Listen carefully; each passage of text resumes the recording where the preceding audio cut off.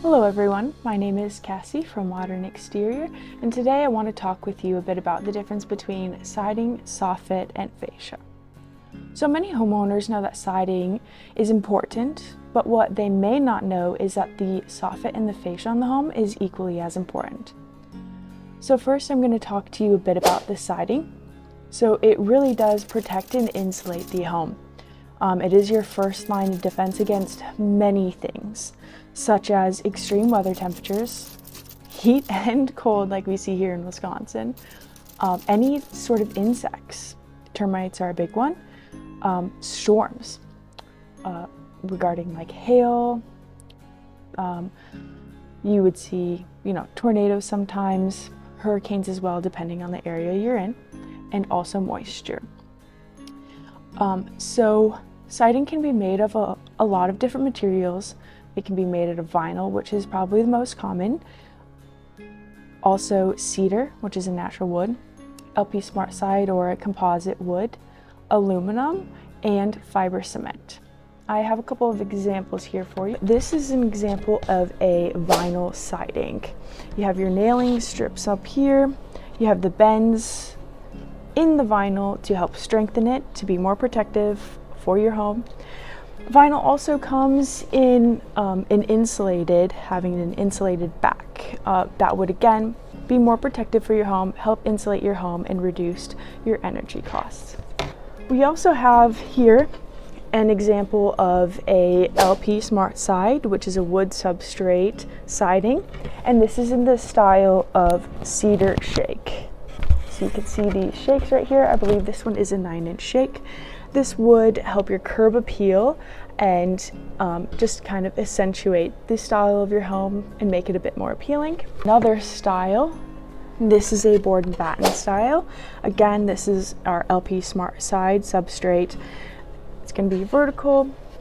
You have in like a small trim piece here, just give it some more accentuation. Again, this is going to be a little bit different than your traditional lap siding to make the curb appeal of your home a bit better. When do you know if you need to replace your siding or not? So that comes from a couple of different things. You could have storm damage, such as like holes, cracks. You could have some hail damage. If anything is missing, that is definitely a sign that you need to replace your siding. Or if you have rot or termites, those would be more towards wood substrates. Now, let's move on to our soffit. So the soffit is on the underside of the roof overhang. So from the curb, the soffit hangs like this. Your roof line comes down like this, and it's on that bottom of the overhang. This is actually a very important piece of your home, even though many people may not think it is. So you can have either vented or non-vented soffit.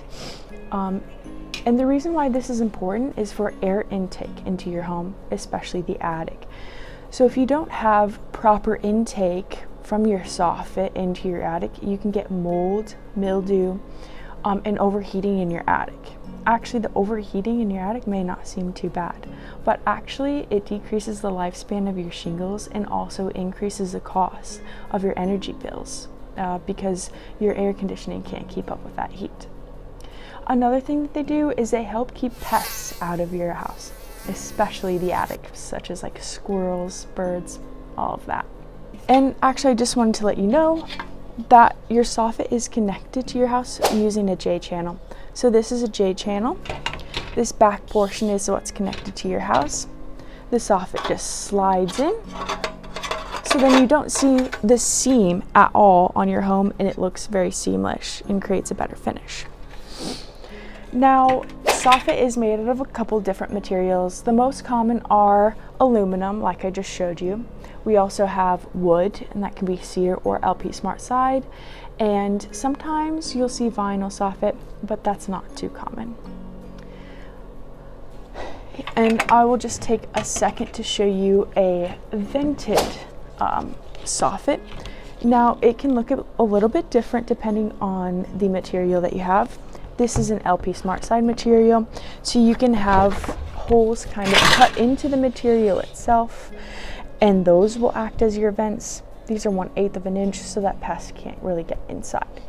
Another option that you would have if you have a wood substrate is taking aluminum vents and putting them on here. Some people prefer it. It's kind of up to your preference as a homeowner. If you have aluminum soffit, the panels will look the same. It'll run like this, but one of these panels is actually going to have small, tiny holes in them, and that actually acts as a vent. And those are even smaller than the ones on the wood, so nothing is going to be getting into your home. Now, when do you need to replace your soffit? That again, depends on your material. If it's rotted, it definitely needs to be replaced because it does connect to the structural wood of your home. If the rot gets onto the structural portion, then that is not good. That's a huge issue. Any holes or cracks that you have in your soffit, that would be a key that you need to be replaced. Or if it's falling off. I think this is the most common one that I typically see, is if the soffit is on the home and it's just falling off like this. It's connected to one side but not both sides. That's a sign that it needs to be replaced because pests can get in there and we really don't want that. So next we're going to talk about fascia. So this is the forward facing material between the soffit and your roof line, and it's on the perimeter of your whole home. Now this is what it looks like, and it's going to be forward facing like this. You have your soffit here underneath and your roof line comes up this way.